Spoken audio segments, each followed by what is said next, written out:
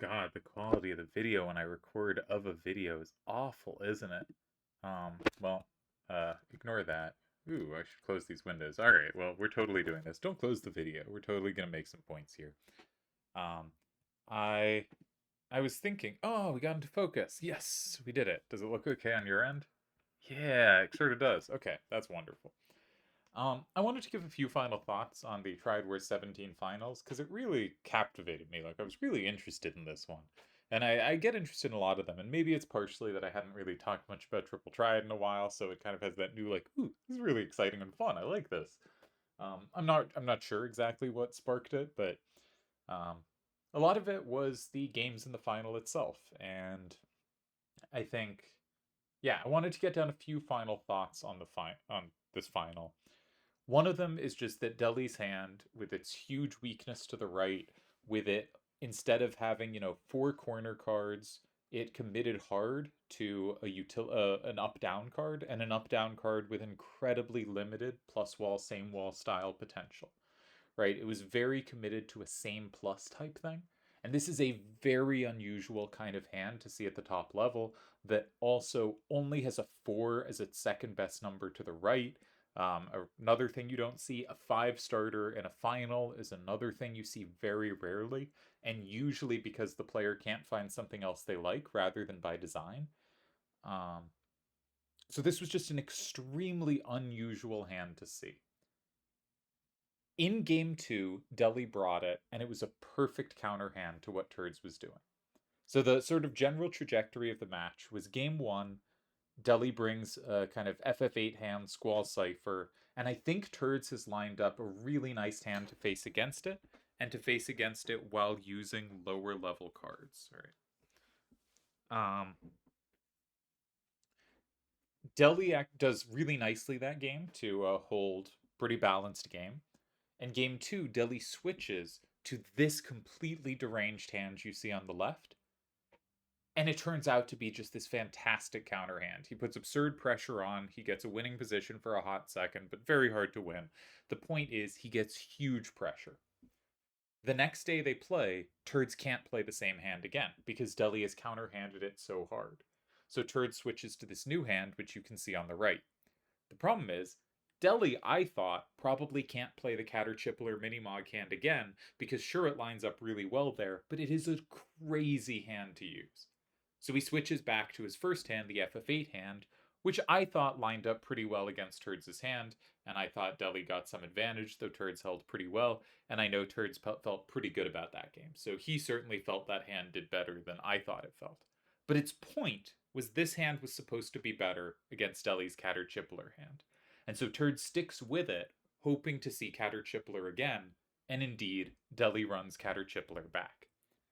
And you can see very easily from the solver output that Turds has lined this up well. Turds was right.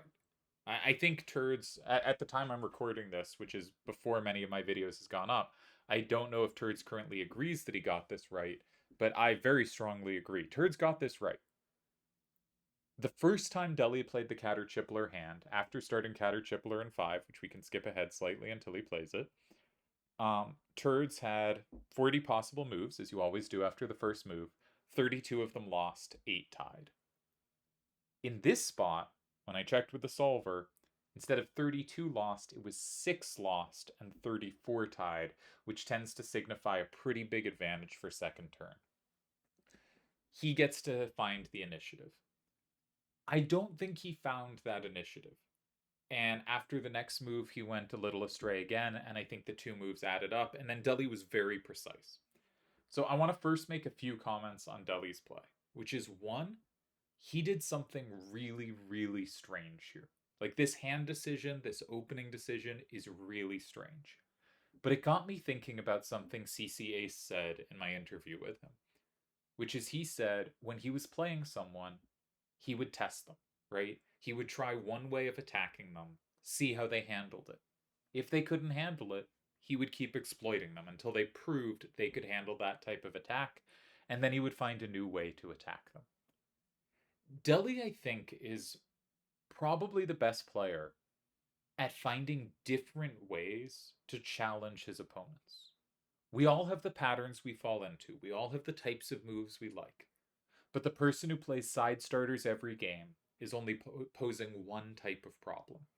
I think, and it can depend what side starters you play. You can pose different problems with side starters. You could have a side starter where you can take back with a safe card on either side, but you could also have a side starter, I call that a defensive side starter. You could also have a side starter where they cannot play safely next to it. You have control of the squares next to it. There are different ways to play side starters. You can pose different challenges within the realm of side starters. You can also pose different challenges within the realm of corner starters. But almost every player is going to have the most practice defending corner starters and the second most practice defending side starters, particularly with tournament hands. And Deli is essentially posing towards a problem he is not that used to dealing with. And Deli has a lopsided hand. Most five starter hands are kind of five starter surrounded by four corners. He's giving turds a very different thing to look at than what turds normally sees. And in the first game, it got Deli a huge advantage. So he tries it again a couple games later. I think that's really smart. I think that's a really interesting way to attack a player. Um, Now, you can't do this unless you are extremely good. If I'm playing someone better than me and I, give them my best shot in my like the type of structures I do best in, and I don't beat them, and now I start throwing at them structures I don't understand near as well, they're just going to beat me. They're a better player than me. They're going to understand those structures better. I have to understand a really wide range of structures and a really wide range of ways to attack a player really well, or it's going to turn really badly for me that I'm trying to assault them from different directions. There's sort of one version of thinking which is like, how can I make the game as comfortable as possible for me? But there's another version that says, how can I make it uncomfortable for the opponent? Similarly, I often say like something on the lines of, no one who gets in unpleasant positions plays correctly every time. Your goal is to put your opponent in as many unpleasant positions as possible and be in as few yourself, which means your first few moves, the first move of the game, should be designed such that nothing they can do will make you deeply uncomfortable. You're going to have a game that is much more straightforward to play, and then you can look for ways to attack within that. And so the moves I'm really impressed by are like someone is a good starter and someone plays a move that immediately says, no, this is fine, this is safe for me. Those are the moves that I find really memorable and striking.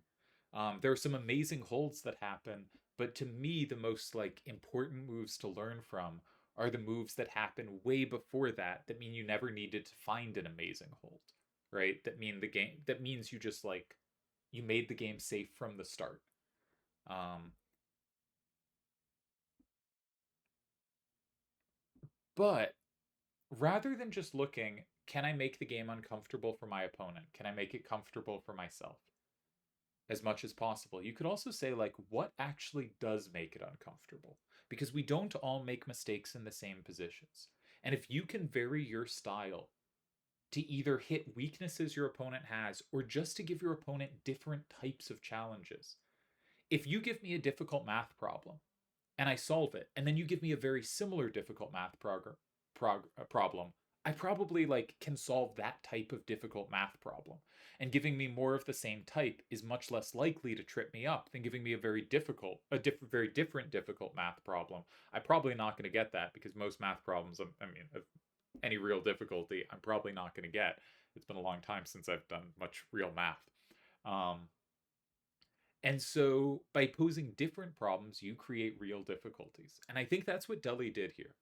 Is I think he found a very different way to create problems. He used a hand that would I can't speak today, that would take turds completely out of his comfort zone. And it came to fascinating success. He could have won game 2 and he goes on to win here in game 4. And I thought that was really inspirational, both how weird the hand was, but also that he wasn't posing turds problems that looked like problems he posed turds in the last finals they played, or the finals before that they played. This felt like wholly fresh and new way to challenge turds, and interspersed with Deli playing normaler hands and a normaler style really is going to keep you on your toes. Just think of how difficult that is to face. And so that was something that really struck me during the match, that I wanted to kind of get down, was that Deli reminded me of what Ace said. Maybe Deli is the true kind of inheritor of the Ace legacy, of a player who will pose all kinds of different problems to you.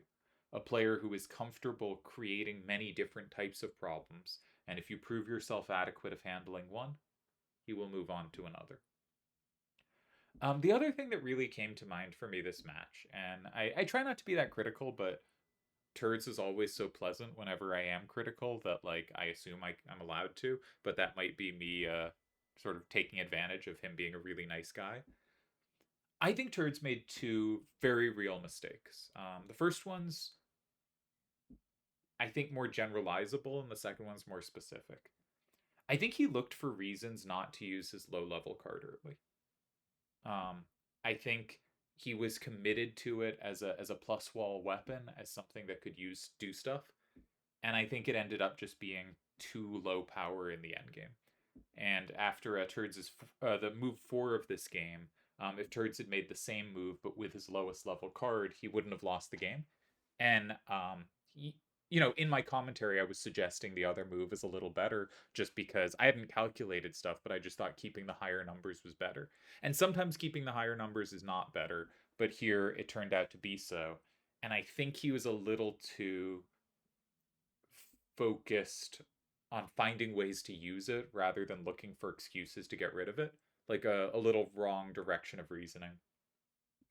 The other thing I think though is bigger though, and I think this is really like subtle and doesn't come up a lot, but Deli did a 5 starter with an up down hand, or a hand that's favored up down. And I said this a ton during the broadcast, but like you really want to go in 4 or 6 quite a lot against these starters. It's really hard for Minimog to come kill you if you just put a card in 4 or 6.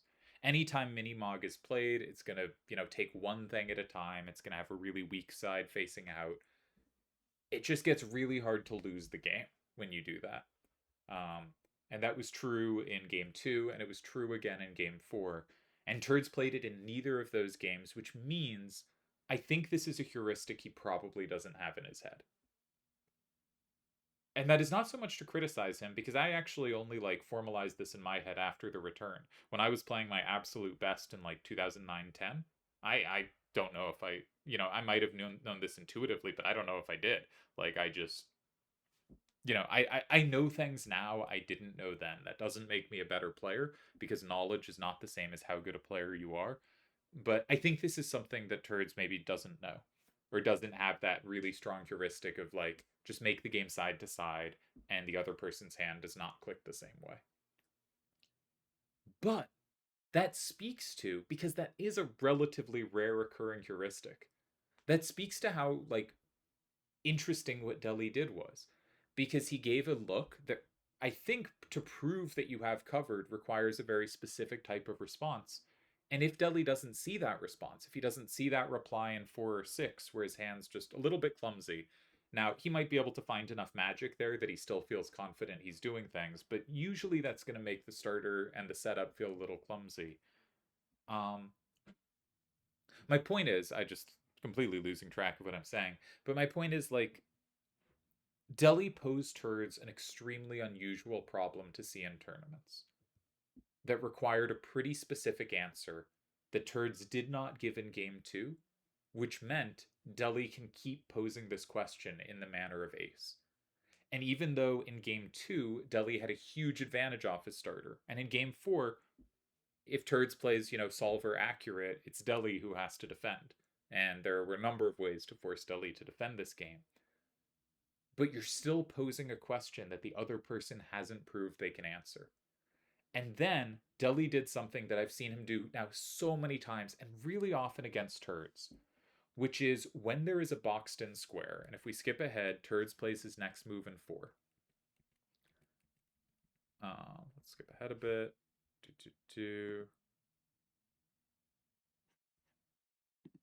Yeah. When Turds plays a card in 4, Delhi's probably going to play N7, and there's 3 cards you can play there. In my commentary, I didn't know which one was best. Like, I'm not saying I got this one. I'm not claiming this is easy. In fact, I'm claiming this is hard. There are 3 choices of what to put in 7. All the cards in your hand do different things. Like, they have quite different rules. Which card do you want to keep? Which card do you want to use? Is it more important to flip 4? Is it more important to flip 8? Note that if you don't flip 8 this turn, you will keep the only card that can flip 8 from 9. So there can be tools both ways on that. Which card do you put in 7? Delhi has quite often, both here on move 5, but also there are some games of him doing this on move 4, and there's some games with something similar on move 3 as well, where Delhi will just has this remarkable ability, and it's because he really takes every option in a position seriously, to figure out which card to use best. Only one of them is winning here, and Delhi found the winning move. And he has just done this so often. I think one kind of heuristic I have is like, if you think you can put the opponent in trouble, but they only have one reasonable move and that move looks good for them, versus you can put them in trouble and they have 3 reasonable moves, but there's a decent chance some of those reasonable moves don't work. You give them the one where there's more options because they give themselves more room to screw up. This does not work with Delhi. It just simply does not work against Delhi all. When you give him lots of options, that is kind of when he is at his best. You do not want to give Delhi options. Most players, I think you do want to give options. You can see he's picked up Minimog. He will later, I believe, pick up Mont Blanc and eventually pick up Eden, which turns out to be the right choice. But this is another thing remarkable about Delhi's play, is how good he is at knowing which cards he needs for later.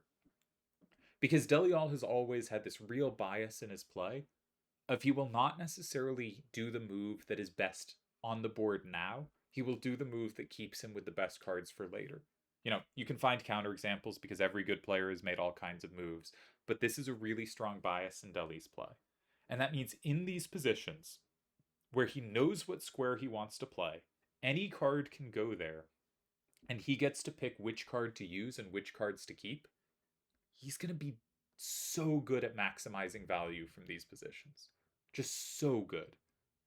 And like, when he made his move, I spent the next 5 minutes thinking he had lost the game, because I saw Lobo and 9 for turds, and I missed that if Delhi went Minimog and 2 there, Mont Blanc becomes this up-down sweeper that just ends the game. Totally missed this and spent like 5 minutes thinking the wrong thing until I finally like double triple checked it. It was like, wait a second, is this going, what happened? And I was very, confused. But that is to say that the move Delhi made, if you don't look really closely and carefully, it looks losing. You have to really understand how your cards piece together and how they play against Herds' hand to take it seriously enough. And now he's picked up Mont Blanc, but he's taking each of his cards seriously. He's really looking at the ways they can combine, and he ends up finding a really brilliant win. And it's not brilliant because going in 7 is some surprising thing. It's brilliant because there are 3 cards you can put there. They are all reasonable to put there. And the reason it works is subtle enough that I spent 5 minutes going like, isn't Turds winning? What are we doing here? Without realizing, no, Delial has actually won the game. So I thought that was really cool too. The thing I wanted to focus most on was I think Delhi is the best player at giving you different looks than the ones you're comfortable with. Actually, this is no, let's not talk about specific players, because that could veer into meanness. I think there, or not meanness, but like I'm not trying to be critical of people. I think there are players, and I would include myself here. I think there are players who have stylistic specifics, and they think their style is really challenging for their opponents. And some of us, it's a more defensive style. I'm a little more. I think in many ways I'm closer at this point to like Slash of Time, quite defensive, quite do what you can on the board now. There are players with more aggressive styles like Delhi, keep the cards that are powerful for later. There are players with really combo oriented styles that are just often picking moves that create maximum combo potential. And maybe as an example, we use the high combo potential, right? The person who is always maximizing combo potential might find against some people they do really well. They kill those players with the combos, and there are others that seem to consistently handle those combos. And so maximizing your combo potential while putting less value in other things just might not work that well against certain players. There's a famous interview with D saying that's how he beat Yojimbo and that he thinks he can beat anyone doing that. But I do think there's players that works better and worse against. And if it's not working against someone, you gotta maybe try to give them something different to bite on, something that they're not as comfortable dealing with. And yeah, so I just thought this five starter in this really strange hand was just such a brilliant way for Delhi to pose problems that Turds wasn't used to dealing with. And like, I don't know. I think about a game I lost to Seto in a Clan League or Clan Wars, the clan tournament that they we ran early in the return, and Seto just demolished me. But I found a starter in 9 I was pretty happy with. No, he played a starter in 9, and I found a response in 8 I was pretty happy with, and he played in 2. And I just glitched out. It just sort of slightly covered everything I wanted to do, and I couldn't find a way to make the position make sense. He took me out of my comfort zone. He made me play a type of position that didn't fit into the positions I was comfortable playing in. And I just lost the game, right? There were a number of ties, but they all required little tricks and little subtleties. And there were so many moves that seemed plausible, I couldn't pick out the good moves from the bad. And I think that's something that Seto and Delial both do really, really well. There are other ways to win a game. You know, there are ways of just like you play steadily good moves and you apply pressure, and that works.